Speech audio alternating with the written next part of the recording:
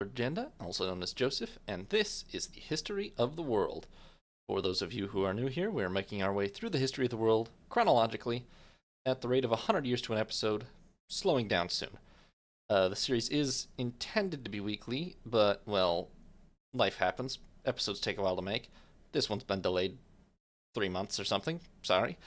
But anyway, the year is now 1200 BCE, and there is a century of chaos ahead of us.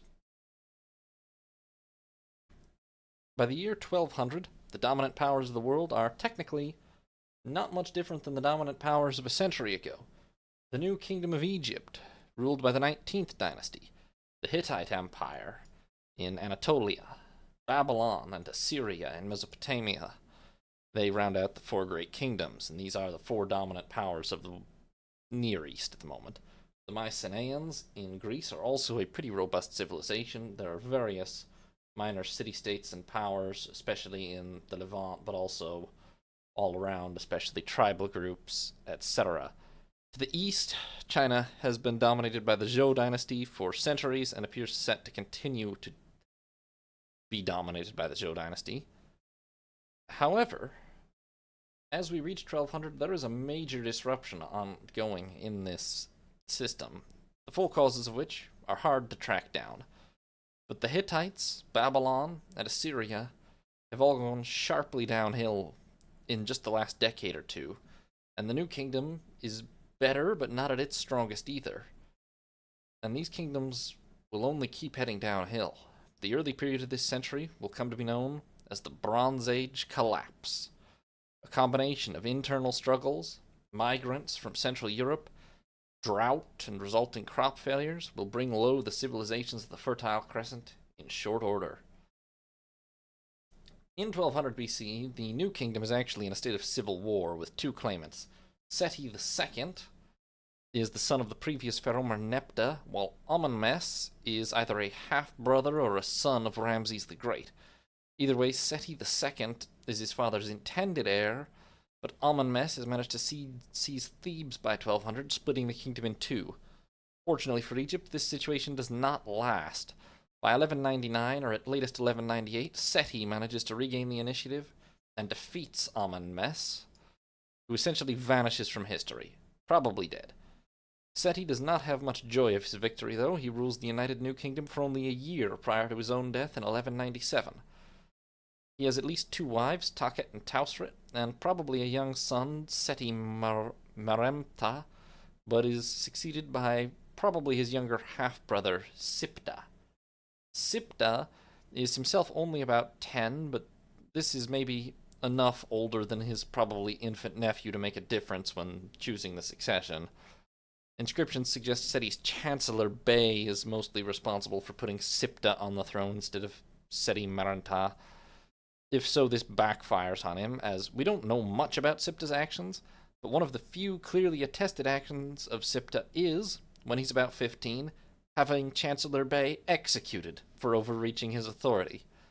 Apparently, Bey miscalculated by thinking the child king would remain a puppet instead of becoming an unruly teenager. It also may have just been the result of somebody else gaining influence over Siptah, of course. In any case, Siptah's reign is not a long run. He doesn't make it out of his teenage years and dies very young, after 6 or 7 years on the throne in 1191. This leaves the new kingdom with no clear male heir, and into the void steps the clearest female heir, Tausret, sister-wife of Seti II, suspected of orchestrating the deaths of both Bey and Siptah, though there's no particular evidence for her involvement in Siptah's death. She may have been the person to gain influence over Siptah to have Bey killed, though. Having already served as a regent for Siptah, especially after Bey was out of the picture, she steps into the role of pharaoh smoothly enough. She does the usual mining and building, although it does seem that all of this civil war and unsteady succession in Egypt has caused a lot of its empire in Syria and Canaan to break away. Tausret's rule is also brief, though, perhaps 2 years before she dies of unknown causes, leaving no obvious heir to the throne, and this triggers another round of civil war. It is not, however, a long war, only 1 or 2 years worth of campaign seasons. Its events aren't known in detail, but it is won decisively by Set Nokte, most probably a minor descendant of Ramses the Great with military connections of some sort. He may have actually fought Tausrit, or else he just fights other claimants. Apparently he fights some mercenaries from Canaan led by a certain Irsu. It's Setnakte that triumphs, and that's what's really important. He's able to reunify Egypt. He doesn't live long either, only a little over 3 years, including the time of war. But he leaves a clear heir, his son by his wife Timiraniz, Ramses III. Ramses III is young and capable, and just in time, frankly, because by this point much of the rest of the civilized world is in a state of collapse, and Egypt is about to find itself a rich target for attack. But we'll come to that in a short while, because we need to cover the first 20 years of the century for Egypt's neighbors. The Hittite Empire comes into the century in probably the worst state of any of the big four powers. Technically, it's mostly territorially intact, but they've never really recovered from the heavy defeat they suffered at the hands of Assyria in the Battle of Neria a few decades ago. Political instability remains rampant, and the empire is stricken by drought, perhaps even a matter of mid to long-term climate change in Anatolia rather than just a temporary dryness. And it's beset by raids, many of which are due to the loosely affiliated bands of mercenaries, pirates, migrants from Europe, and raiders known to posterity as the Sea Peoples. In the end, it's all simply too much. We don't really know the details, but Supelu Liuma II here, the Hittite king, fights hard. He fights at least one naval battle with the Sea Peoples over Cyprus, but his kingdom steadily contracts through the first 20 years of this century, suffering invasions from new migratory peoples from across the Caucasus Mountains. In about 1180, Hattusa, the capital, is abandoned, possibly burned, or maybe just moving the court to a more secure location, which has been done before in times of crisis. But on previous occasions, the court always returned when the crisis was over. This time, the court just vanishes. We don't know where they go, and we never find them again. Basically, in about 1180, the Hittite Empire simply ceases to exist, completely overrun by assorted migratory tribes, mercenaries, pirates, and so on. A number of much weaker, blended Syro-Hittite states will emerge from the ashes to rule northern Syria and Anatolia, but will not reunite to reclaim their former glory, at least not anytime soon. The Phrygians, who are one of the tribes most directly blamed for overrunning the Hittite heartland, settle in that heartland, but they don't have anything like the development of civilization and the power projection ability that the Hittites did. As a result, Anatolia actually becomes something of a power vacuum in the wake of the Hittite collapse. Just to the east, Babylon and Assyria, the great rivals, are not in much better shape. Assyria was at its peak only 2 decades or so ago, having defeated the Hittites and conquered Babylon under Tukulti-Ninurta I, but Tukulti's death at the hands of his own sons has led to significant instability and the resurgence of an independent Babylon under Adad-Shuma-Usur, a son of the last Babylonian king before the conquest, restored by rebellious Assyrian officers. That said, in 1200, Adad still hasn't retaken Babylon, and the new Assyrian ruler, Ashur-Nirari III, well, he's not in a good position. He's the son of one of the murderous sons of Tukulti-Ninurta, but a lot of those other murderous sons, his uncles, still live and covet the throne for themselves, and sure enough, in 1197, one of those uncles, Enlil-Kudurri-Usur, deposes Ashur-Nirari and takes the throne for himself. But this infighting is still continuing to weaken Assyria, and in about 1192, Adad-Shuma-Usur defeats Enlil-Kudurri-Usur and retakes Babylon for himself. Briefly, a local pretender arises, but Adad-Shuma-Usur is finally crowned king of Babylon in the city of Babylon. For his part, Enlil-Kudurri-Usur, immediately after the defeat, is promptly dethroned by opportunistic internal opponents. The man responsible, Ninurta-Apal-Ekur, crowns himself king of Assyria, although his relation to the royal line is unclear. He claims descendants from Eriba Adad, who ruled nearly 200 years ago, which is plausible but not very provable, and far enough back that half of Assyria must have, every Assyrian noble at least must have a similar degree of relation to the royal family. In essence, Ninurta Apal Ekur is basically a powerful official who manages to use the infighting and weakness of the royal family to maneuver himself into power. His actions on the throne are little remembered. He issues a series of edicts to regulate the royal harem, one of numerous acts which are probably undertaken to stabilize the kingdom, reduce the succession disputes and infighting. Assyria is still intact, but greatly reduced. In just a decade or two, they've essentially lost all the gains made by Tukulti Ninurta. Babylon is independent once again, all the frontiers have contracted. But there is also a big power vacuum to the west now, with the Hittites collapsed and Assyria weakened but intact, which leaves Assyria some opportunities in the future. Now, Adad Shuma Usur, having been king of Babylon in exile for 2 decades, rules only a few years in Babylon before his death in 1187. He's succeeded by his son, Meli-Sipak II. The collapse sweeping the Mediterranean proper does not seem to have yet crossed the trade routes to Mesopotamia during Meli-Sipak II's reign, or that of his counterpart in Assyria, and both Meli-Sipak and Ninurta Apal Ekur have peaceful reigns, a decade or more long, and probably involving much rebuilding of their battered kingdoms. Geographical barriers help them out a lot. By contrast, Egypt is directly in the firing line of the chaos after the collapse of the Hittites. The sea peoples, migrants, mercenaries, pirates, driven to desperation by drought, crop failure, displacement by other migrants in turn from the steppes. They're added to with every city they destroy and civilization they uproot, creating still more desperate wanderers in a self-reinforcing cycle. Then they do destroy a lot of cities. Many of them, by this point, actually hail from Anatolia, fleeing Hittites or the neighbors that helped destroy them, both brought low by crop failures and drought. Just chaos. Many others come from Greece, Syria, or the Levant, all of which see widespread destruction during the first decades of this century, although not complete. They are numerous and surprisingly organized, probably under some variety of respected war chiefs and the like, but the Sea Peoples are not exactly a disciplined army, really, and it would be a mistake to say they were united either.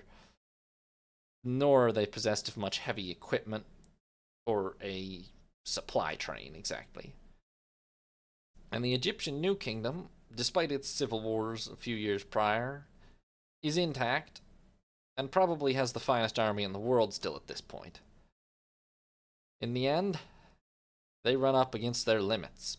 In about 1178, having sacked their way through Amuru north of the New Kingdom, the Sea Peoples are met by Ramses III and the Egyptian army at the Battle of Jahi on Egypt's land frontier.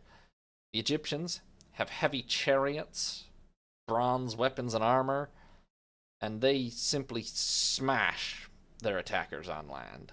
Ramses exaggerates a bit. His inscription claims, "Those who reached my boundary, their seed is not, their heart and soul are finished forever and ever." Bit of an exaggeration, but you take the idea. And they definitely do not make it into Egypt to sack it. On the other hand, as their name suggests, a great many of the Sea Peoples travel by sea, and the more critical battle comes at the Battle of the Delta later that same year. As usual, the main accounts we have are Egyptian and probably exaggerate the totality of their success. But according to the Egyptian accounts, when the Sea Peoples attempt to enter the Delta, the Nile Delta that is, obviously, they are met with archers lining the banks of the river, and when they attempt to shift landing locations or withdraw, they're met by Egypt's own fleet, probably the strongest civilized fleet, although the Egyptians aren't foremost known for their naval power. They still have probably the largest organized single fleet in the world. The ensuing battle pushes the Sea Peoples in towards shore as the ships clash, at which point they're at the mercy of the massed archers backed by infantry for protection. Ramses III's accounts say, They were dragged, overturned, and laid low upon the beach, slain and made heaps from stern to bow of their galleys, while all their things were cast upon the water. For a certainty, these accounts overstate the ease of the victories. It's pretty clear that the war is ruinously expensive for the New Kingdom, even though it's not sacked. And there's hardly a trade partner left to be had. Babylon and Assyria, technically, but the seas and trade routes between them and Babylon and Assyria are absolutely plagued with more pirates than traders. The New Kingdom's treasury will not recover anytime soon. But they haven't been sacked either. And Ramses is able to settle at least some of the sea peoples in Canaan as a vassal buffer against others. He maintains Egyptian power at least as far north as Byblos, which is actually pretty far into Canaan and Syria.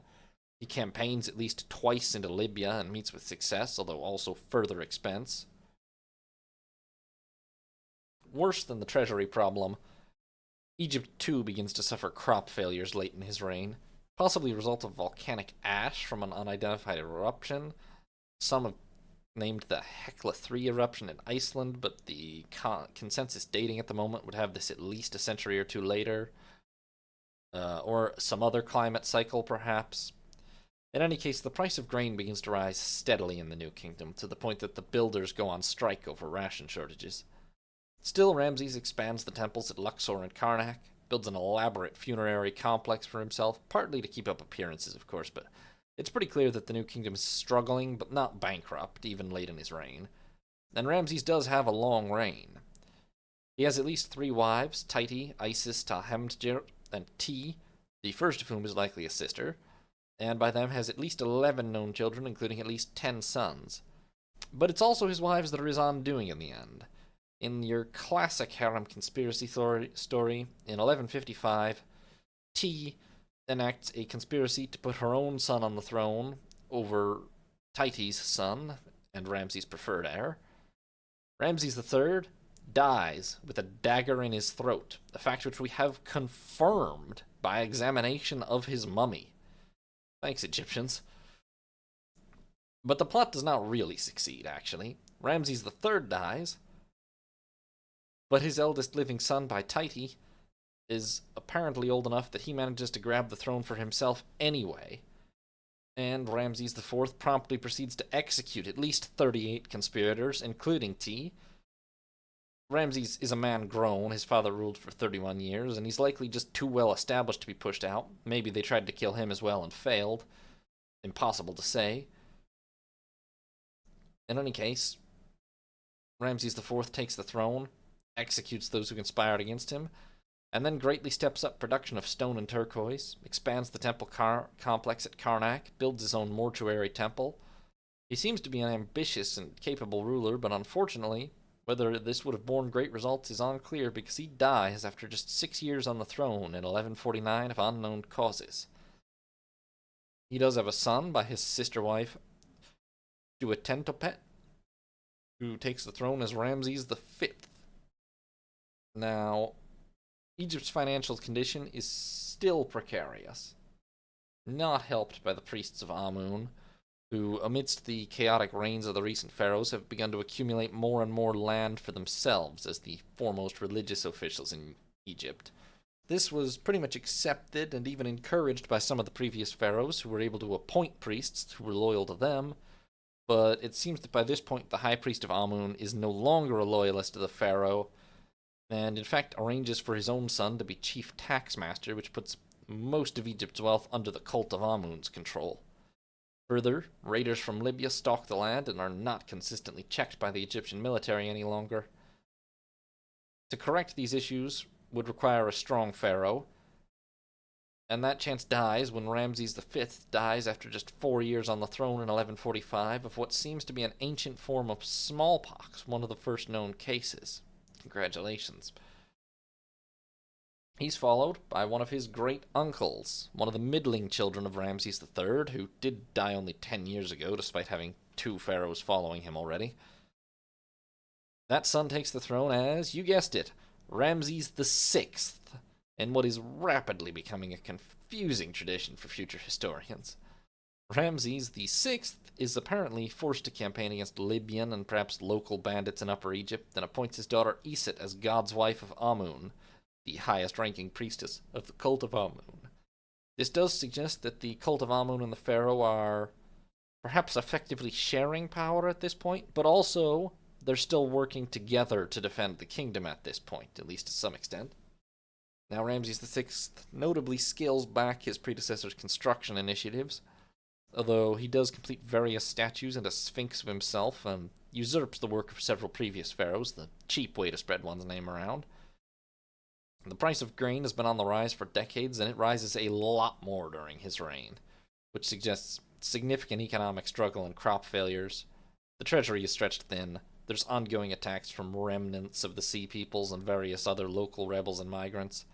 And in the end, toward the end of his reign, Ramses VI makes the call to withdraw the remaining Egyptian garrisons from the Levant and establish the new kingdom's border on the west side of the Sinai Desert.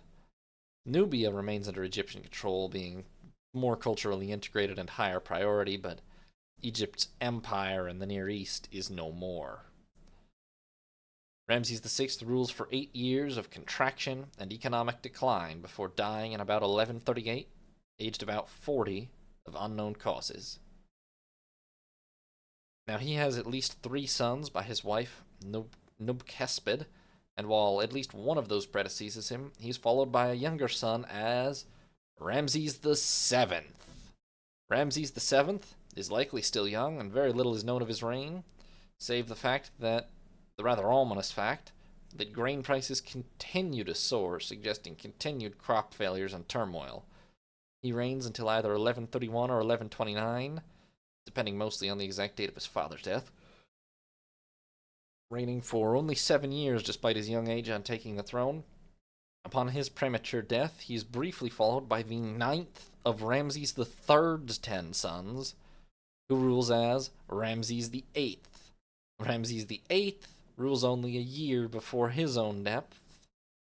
He's followed by Ramses IX, a grandson of Ramses III by one of the sons that never took the throne. Ramses IX manages, in a huge step up from his predecessors, to avoid dying almost immediately upon ascending to power, and so does quite a bit better than them. He does at least some construction work on the Sun Temple at Heliopolis and elsewhere, conducts major trials of alleged tomb robbers, that is. He's wed to Bakhetwernal and has at least 2 sons, although his intended heir, Montu Herkhepeshef, predeceases him, and in the end Ramses IX rules for 18 years before his death in 1111 BCE. He is succeeded most probably, although not certainly, by his other son as Ramses X. He rules only 4 years before his death in 1107, and not much is known about his reign. Ramses X is succeeded by, you guessed it, Ramses XI, who is probably the son of Ramses X. Details of the reign of Ramses XI are a bit disputed. The major event of his reign seems to be a power struggle between the viceroy of Kush and the high priest of Amun. The viceroy temporarily ousts the high priest from Thebes, but the high priest is eventually restored and actually increases his strength, such that by late in Ramses XI's reign, it's really the high priests of Amun who practically control most of Upper and Middle Egypt. That said, there's not much evidence for the involvement of Ramses XI in that struggle, and he doesn't die young. By 1100, Ramses XI is still securely on the throne of an unsteady, famine-racked, but intact new kingdom of Egypt.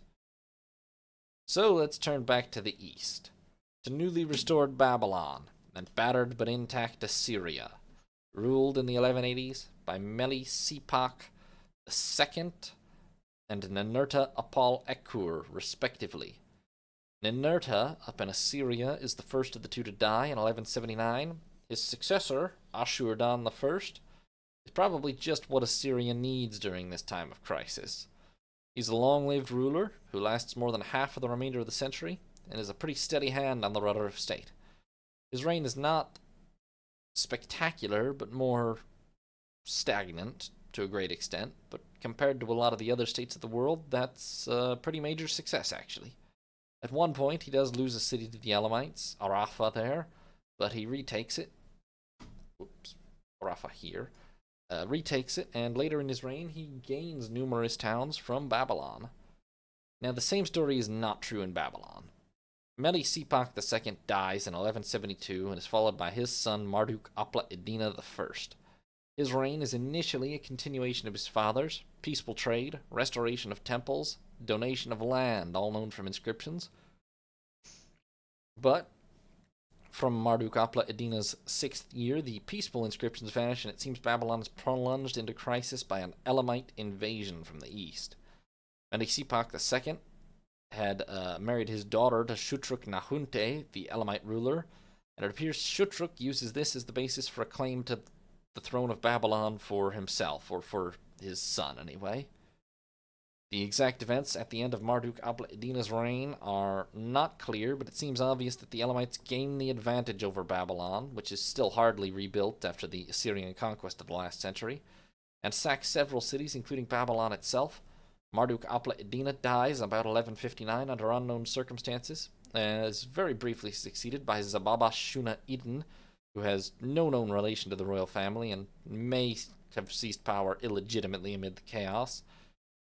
Well, it doesn't win him much if so, because both Assyria and Elam are now attacking Babylon, sensing blood, and he rules less than a year, before being followed by Enlil Nadin Ahi. Enlil Nadin Ahi is another ruler of unknown relation to the royal family, and not one who rules all the traditional lands of Babylon. In fact, by the time he comes to the throne, it appears Shutruk Nahunte's son, Kutir Nahunte, is governing most of the region from Babylon, and Enlil Nadin Ahi is basically a rebel leading a few loyalist cities on the fringes of the area. But he keeps up the fight for several more years, only in 1155 to suffer a crushing defeat at the hands of Kutir Nahunte, which brings the Kassite dynasty of Babylon to an end. Enlil Nadin Ahi and the other remaining Kassite noblemen are apparently deported to Susa, the Elamite capital, in chains, along with the statue of Marduk, Babylon's most sacred icon. The city is left half in ruins as a vassal of Elam. You'd be forgiven for thinking that that is the end of Babylon as a major power, but it is not. In fact, the interregnum does not last long at all, as what we call the Second Dynasty of Isin rises to claim the vacant throne. This dynasty name is not literal. The dynasty actually bases itself not in Isin, but its ruler, Marduk Kabet Aheshu, likely fights a long war with the Elamites. The king lists would have us believe there's no serious interruption, but it's likely that it takes most of Marduk Kabet Aheshu's reign to actually re-establish Babylon's strength. That said, only a few years later, probably before the end of the 1150s, a massive revolt within the city of Babylon turns it over to Marduk Kabet Aheshu, and he retakes Babylon proper. The Elamites are also distracted by a war with Assyria during this period, the one over Afra, and though the Elamites remain powerful, Kutir Nahunte is finally driven back out of Babylon and into Elam. Marduk Kabet Aheshu rules another 17 years. Or that is about 17 years altogether, dying in 1136 BCE. His successor, Iti Marduk Balatu, continues his policies, raiding Assyria, fighting off Elamite attacks, and it's shortly into Iti Marduk Balatu's reign that Ashur-dan I of Assyria dies in 1133 after a reign of 45 years, and is succeeded by his son, Ninurta Tukulti Ashur.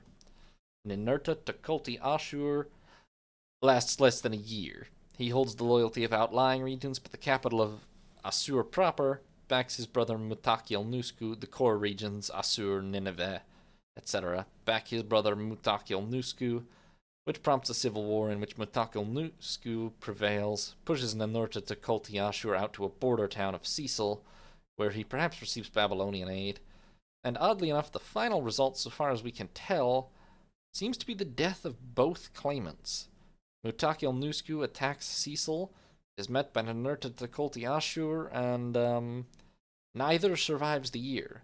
They may have fallen in a final fratricidal battle or campaign, or perhaps illness got to them or something. In any case, the throne passes to Mutakalnusku's son, Asur-resh-Ishi I. And Asur-resh-Ishi I is a pretty successful ruler. He campaigns in the Zagros Mountains to the east, against nomads to the west, who are apparently perhaps finally posing some threat across the desert into the region, although the worst phase of the crisis around the Mediterranean has ended. He rebuilds the walls of Assur and the tower gates of the Temple of Ishtar in Nineveh, which is the capital by now, actually. Now, in Babylon, E.T. Marduk-Balata dies in 1128 after an 8-year reign and is followed by Ninurta-Nadin-Sumi, who fights at least one war with Assyria and Asur-resh-Ishi, and loses, according to Assyrian claims, but actually penetrates pretty far into Assyria, which suggests Babylon is recovering a lot of its strength by now, and Assyria is maybe exaggerating their success. Still, Ninurta-Nadin-Sumi's reign is not a long one. He dies in about 1122. He is followed by Nabu-Kudurri-Usur I, generally called by his Hebrew name, Nebuchadnezzar I. This is actually quite anachronistic.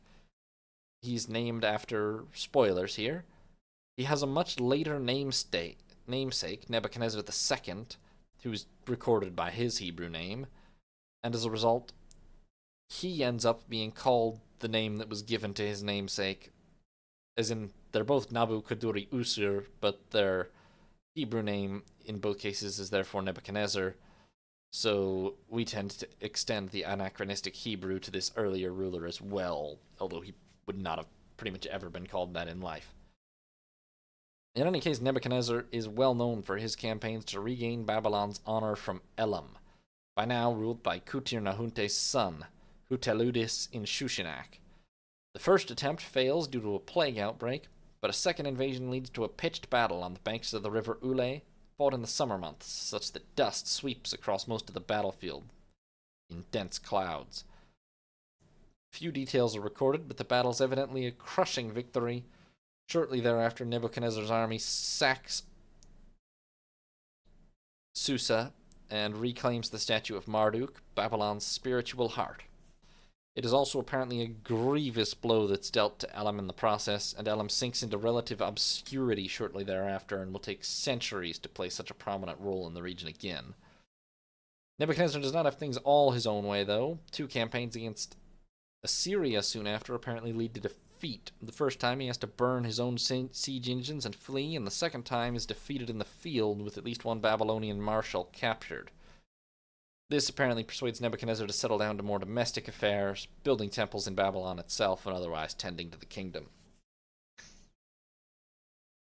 Now, this terrible image features Tiglath-Pileser I of Assyria.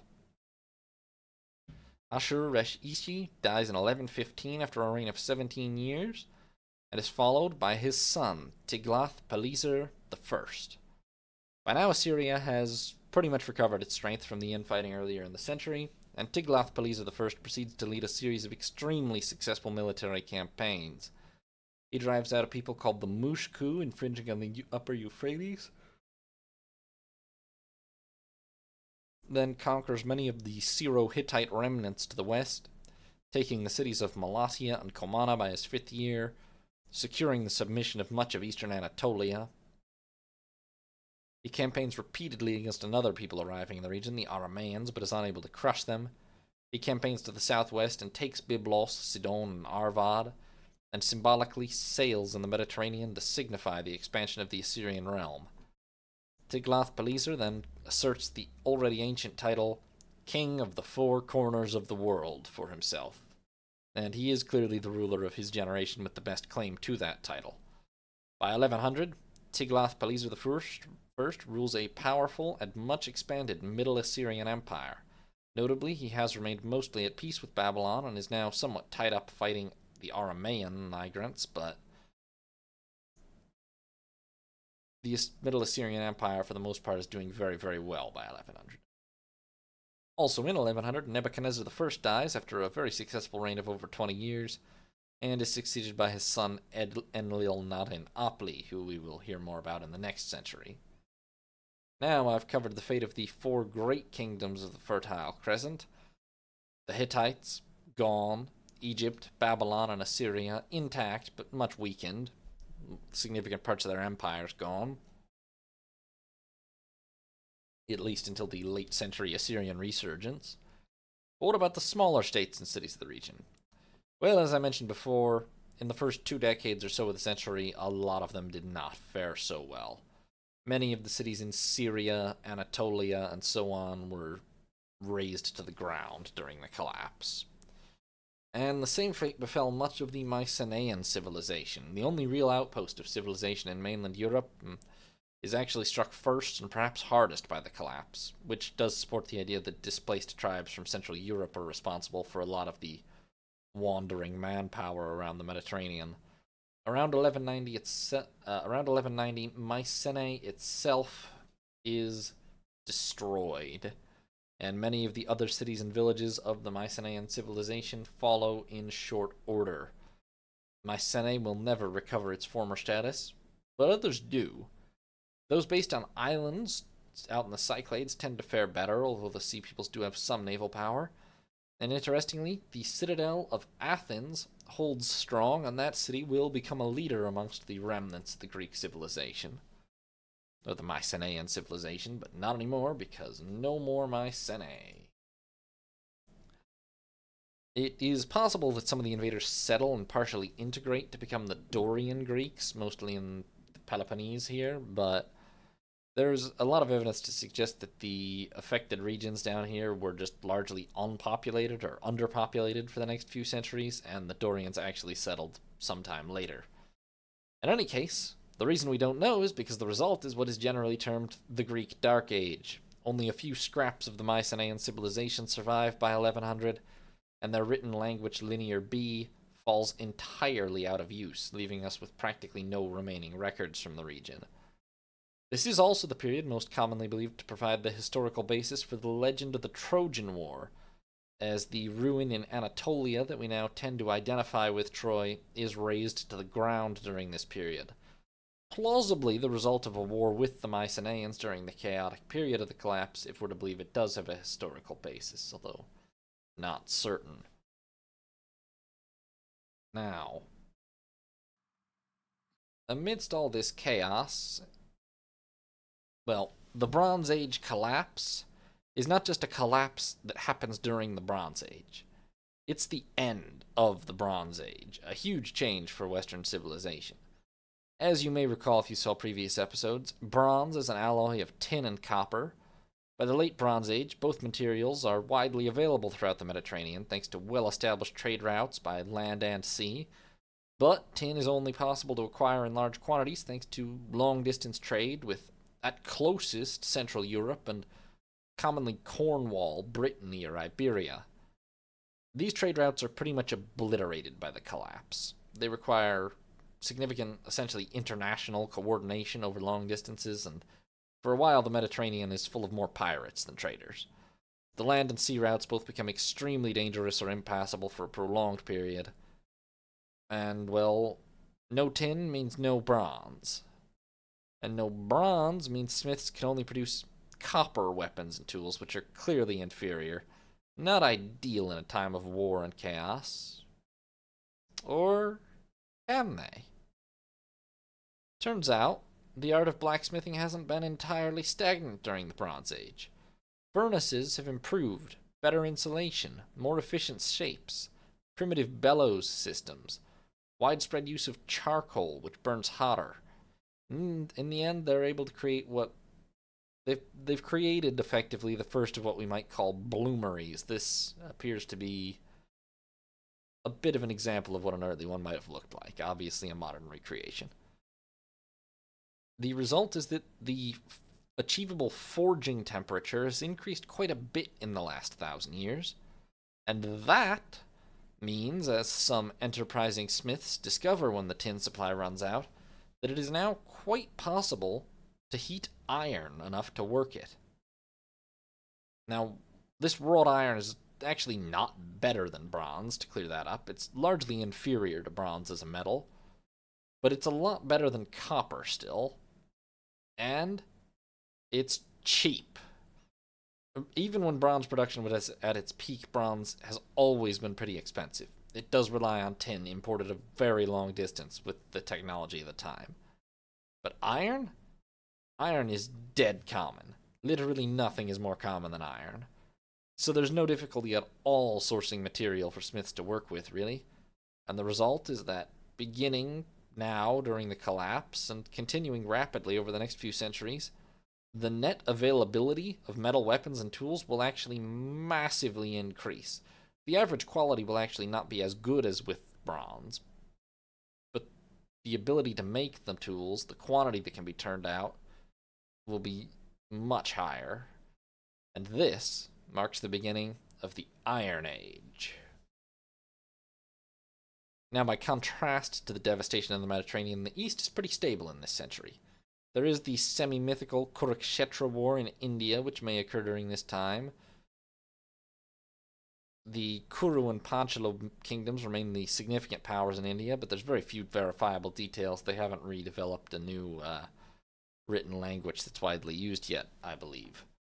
In China, the Shang dynasty still rules, encompassing a slowly growing area around the Yellow River. By this point, it is essentially the area in green here, reaching as far south as the Yangtze. Now, the long-reigning King Wu Ding dies shortly after the turn of the century, and is succeeded by his son Zhu Geng. Zhu Geng rules for only about 7 years before his own death. Probably he was already old, thanks to his father's long rule, and he's followed by his younger brother Zhu Jia. Born much later in his father's reign, Zhu Jia actually enjoys a long reign of his own. He consolidates the conquests of his predecessors, he defeats the West Rong to the west, he increases sacrifices to the ancestors, and by some accounts he rules 27 years or more, maybe as late as 1156. Other sources say 1177. There's two main sources, Sima Qian's Records of the Grand Historian and the Bamboo Annals, both written much later, and they disagree on the succession. The first has his intended heir Lin Xin ruling for a few years before dying, and passing the throne on to his younger brother Gengding. The other says Lin Xin predeceased his father, and the throne went straight to Gengding. Either way, the two brothers Lu Xin and Gengding have a combined reign of only 10 years or so, during which little of note seems to have taken place, and they're followed by Gengding's son Wu Yi. Now, Wu Yi rules for 35 years. He notably conquers the neighboring people known as the Yi Chu during a succession struggle in that kingdom, which he takes advantage of. He also attacks the Gui Rong at the end of his reign, only to be killed, allegedly, by a lightning strike while hunting.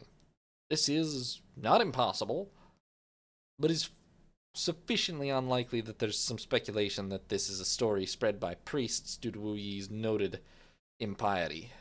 He may have actually just died from illness or by accident while on campaign, although lightning would be a sort of accident. In any case, after his death in about 1112, Wu Yi is followed by his son Wen Wu Ding. Now, during Wen Wu Ding's reign, he comes to lean more and more on one of his vassals, the Zhou, who are led by the ambitious Ji Li. The Zhou conquer several groups of the Rong. It just occurred to me that earlier in this episode I may have said that China was ruled by the Zhou dynasty. That is a factual error. It's most assuredly ruled by the Shang dynasty at this point, and the Zhou will not come about for some time yet, so disregard whatever I said earlier. Now, the Zhou, who do not rule China at this time, conquer several groups of the Rong, ostensibly in the name of the Shang, but this makes Wen Wu Ding sufficiently nervous about their power that he has the Zhou's leader, Ji Li, starved to death. This does not, however, correct the larger problem. The Zhou are gaining an increasing amount of power and influence as a vassal of the emperor. Now, Wen Wu Ding dies after about 10 years and is followed shortly before the turn of the century by his son, Di Yi. As we reach 1100, China remains dominated by the Shang despite the increasing power of the Zhou. It's also more obvious than ever that numerous smaller, independent states do exist. Smaller and less developed than the Shang. No writing systems that we found, but in existence for sure. And so that brings us to 11. It's been a very chaotic century in the West. The Hittites have collapsed. The New Kingdom, Assyria, and Babylon were all grossly weakened early in the century. The New Kingdom has survived, but is subject to serious infighting between the pharaoh and the high priests of Amun. Babylon has been sacked several times despite its recent growth. Assyria is waxing again right now, but has had its own setbacks earlier in the century and is being a bit cyclical at the moment. The wider civilization and trade networks that existed before the collapse are only slowly beginning to recover. But civilization has certainly survived and is slowly recovering. Bronze has been or is quickly being supplanted by iron as the most common metal in widespread use. Bronze is still better for high quality items, but iron is much, much cheaper. India continues to slowly develop a semi-united culture, and in China the Shang remain strong but are increasingly threatened by powerful vassals. So where will the balance of power settle in the post-collapse era? Subscribe and tune in next time to find out.